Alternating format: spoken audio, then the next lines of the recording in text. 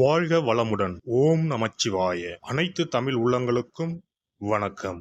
குரு பகவானின் அதிசார பெயர்ச்சி. குரு பகவான் 12 ராசிகளுக்கும் அற்புதமான பலன்களை தன் ஸ்தான பலத்தாலும் அருட்பார்வையாலும் அள்ளி வழங்குபவர். அதனால்தான் குரு பார்க்க கோடி நன்மை என்பார்கள். குருவின் திருவருள் சகல மங்களங்களையும் சுபிட்சத்தையும் அளிக்கும்.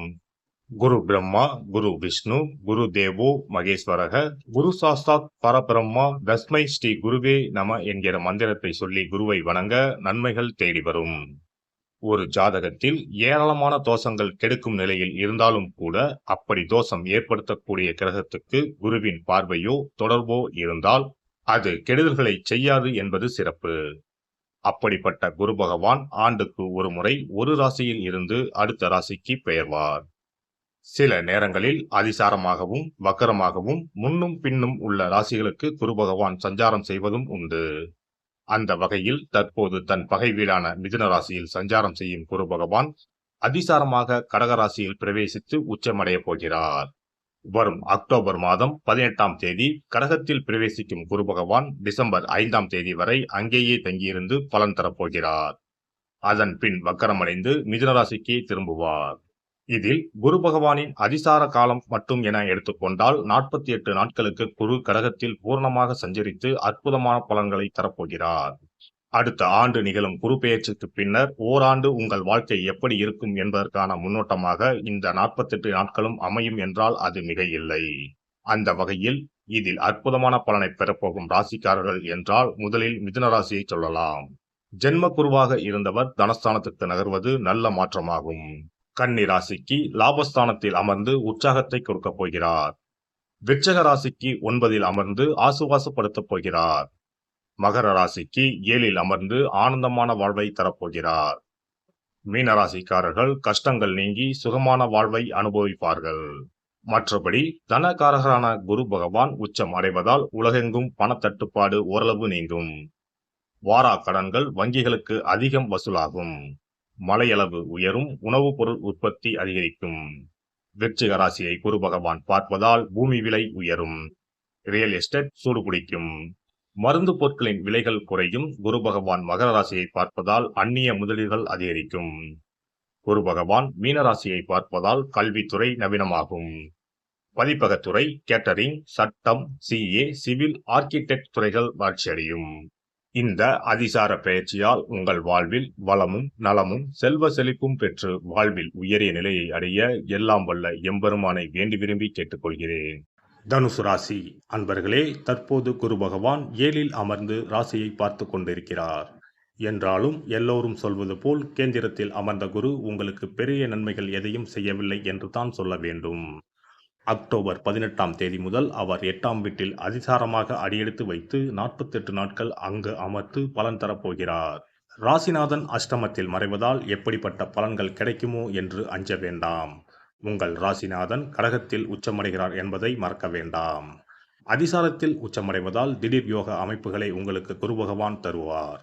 8ஆம் இடம் சுபத்துவம் அடைவதால் வெளிநாடு வெளிமாநில வேலைக்கு காத்திருந்தவர்களுக்கு நல்ல செய்தி கிடைக்கும். பயணங்கள் அதிகரிக்கும். அதன் மூலம் ஆதாயமும் கிடைக்கும். என்றாலும் ஆரோக்கியத்தில் அக்கறை காட்டுவது நல்லது. இரவில் பயணங்களை தவிர்க்க பாருங்கள். யாருக்கும் ஜாமீன் கையெழுத்து போட வேண்டாம். குரு பகவான் உங்கள் ராசிக்கு 2ஆம் இடத்தை பார்ப்பதால் பேச்சில் இனிமை கூடும்.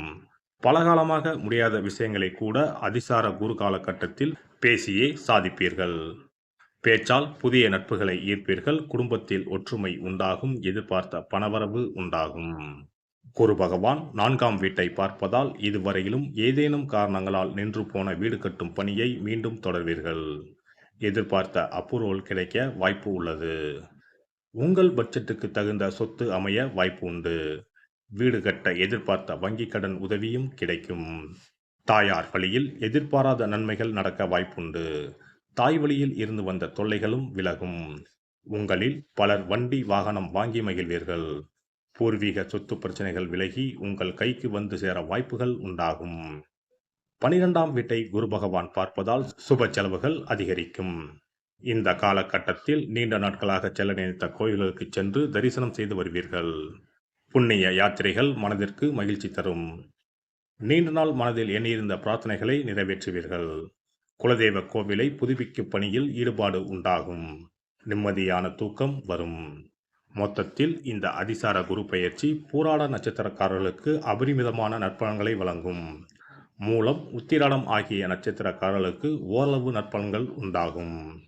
நவக்கிரக குருவுக்கு வஸ்திரம் சமர்ப்பித்து அர்ச்சனை செய்து வழிபட்டு வாருங்கள். வாய்ப்பு இருப்பவர்கள் அருகில் இருக்கும் குருஸ்தலத்திற்கு சென்று வாருங்கள். அன்னதானம் செய்யுங்கள். குரு பகவான் நற்பலன்களை அள்ளி கொடுப்பார். சிறப்பு தொகுப்பு: தோஷங்களை நீக்கும் கற்பூர பரிகாரம். வாஸ்து சாஸ்திரங்களின்படி வாழ்க்கையில் மகிழ்ச்சியையும் செழிப்பையும் கொண்டு வர பல வழிகள் உள்ளன. வருமானம் பெருக, வீட்டில் உள்ள கண் திருஷ்டி நீங்க, வேலை கிடைக்க, பல சுப பலன்கள் கிடைக்க சிறு விஷயம் செய்தால் எல்லாம் நல்லபடியாக நடக்கும். வாஸ்துப்படி கற்பூரம் மற்றும் கிராம்பு எரிப்பது பல பிரச்சனைகளை சமாளிக்கும். இரவில் கிராம்பு வைத்து கற்பூரம் கொளுத்துங்கள். ஆசைகளை நிறைவேற்றும் சக்தி கற்பூரத்திற்கு உண்டு. உங்கள் விருப்பம் நன்றாக இருந்தால் அது நிச்சயம் நிறைவேறும். பண பிரச்சனைகளில் இருந்து விடுபட சனிக்கிழமை இரவு படுக்கைக்கு செல்வதற்கு முன் கிராம்பு மற்றும் கற்பூரத்தை வெள்ளி கிண்ணத்தில் எரிக்கவும். இப்படி செய்தால் பண பற்றாக்குறையை போக்கலாம். வீட்டில் உள்ள எதிர்மறை சக்தியை விரட்ட கற்பூரம், கிராம்பு மற்றும் ஏலக்காய் நன்றாக வேலை செய்யும். இவை தீய சக்திகளை வீட்டில் இருந்து விலக்கி வைக்கும். கற்பூரம், 5 ஏலக்காய், 5 கிராம்பு ஆகியவற்றை ஒரு பாத்திரத்தில் எடுத்து எரிக்கவும். முதலில் பூஜை அறையில் வைத்து எரித்துவிட்டு அந்த புகையை வீட்டின் மூலை முடுக்கெல்லாம் பரவவிட வேண்டும். இவ்வாறு செய்வதன் மூலம் வீட்டில் அமைதி உண்டாகும். கண் திருஷ்டி நீங்கும். எதிர்மறை ஆற்றல்கள் அகற்றப்படும். வீட்டில் இருப்பவர் மீது தீய பார்வை இருந்தால் அது நீங்கும். இவற்றை எரிப்பதன் மூலம் வீட்டில் உள்ள எந்த நோய்வாய்ப்பட்ட நபரின் உடலில் இருந்தும் அந்த பிரச்சனைகள் நீங்கும். ஆரோக்கியம் மேம்படும்.